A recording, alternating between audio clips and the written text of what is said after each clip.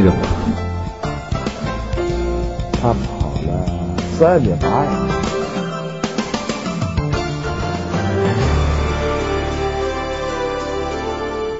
今天的全景体育要说说刘翔。春节呢是家人团聚的时刻，在美国养伤的刘翔也是人生当中第一次在国外过春节。那对于刘翔来说，2008年已经过去了，那个在北京奥运会上让无数人落泪叹息的背影也过去了。平和面对是他和我们大家最终共同选择的态度。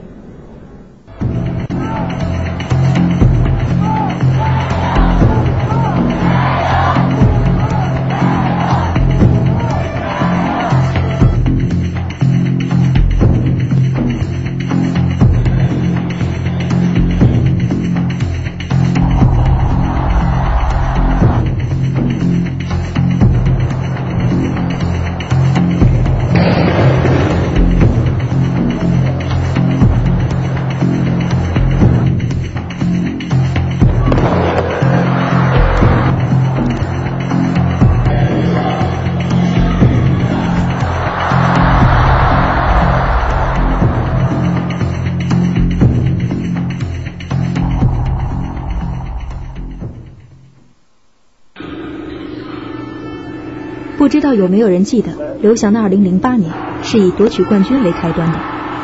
3月在西班牙的塞维利亚，世界室内田径锦标赛桂冠，让刘翔将奥运会、世锦赛、室内赛及世界纪录通通收入囊中。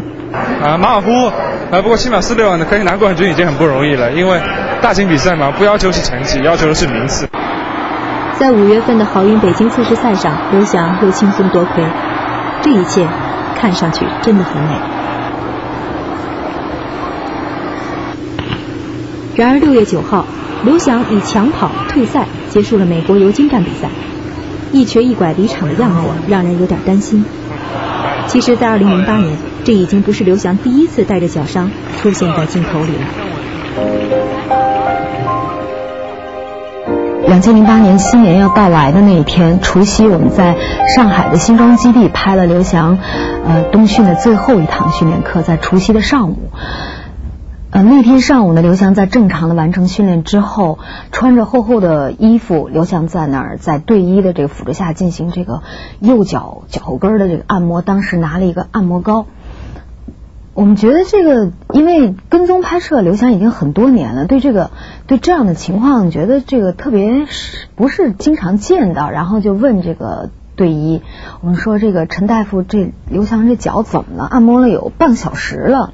当时这陈队医就说这是一个陈年的老伤，不是在训练当中新突发的伤。当时我就感觉这个伤可能就是一个所有运动员都会遇到的。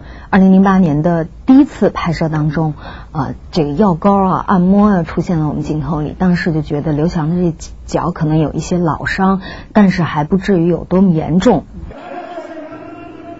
6月13号。在国际田联厄斯拉发大奖赛上，古巴小将罗伯斯以12秒87将原本属于刘翔的记录揽到自己的名下，这对于刘翔来说也等于卸掉了包袱。此时距离奥运会开幕还剩不到2个月，很少有人知道刘翔的伤到底是怎么回事。刘翔的跟腱的伤，右脚跟腱的伤，主要是跟腱钙化，跟腱的末端有3个钙化点。孙晓平教练说是在2006年刘翔打破世界纪录之后，为了维持一个高水平的训练的平台，所有的训练的量，包括训练的强度，全部有一个提升。就比如说你以前的这个深蹲要达到100公斤，这个打破世界纪录以后，你的训练就要更加高。在奥运会日益临近的日子里，刘翔的脚伤也成了媒体关注度最高的焦点。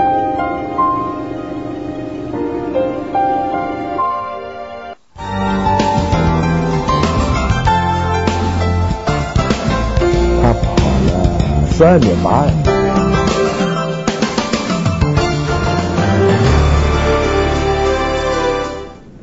在奥运会开幕之前的1个多星期，我们了解到的刘翔的状态是非常的到位，以至于我们没有人会想到脚伤带来的最终结果竟然是刘翔的退赛。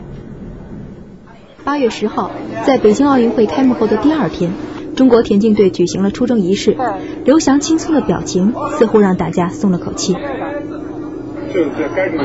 该怎么准备怎么准备，反正这段时间几个月，我觉得是过得挺轻松的啊，没有什么打扰，也没什么烦心的事情啊，没什么啦，就是一场游戏，放开点比就可以了。他参加那个会的时候，刘翔的表情各种各样的怪表情对着镜头。我记得当时那天晚上我们有全景奥运节目白岩松的开场白，就是以刘翔的表情做的开场白。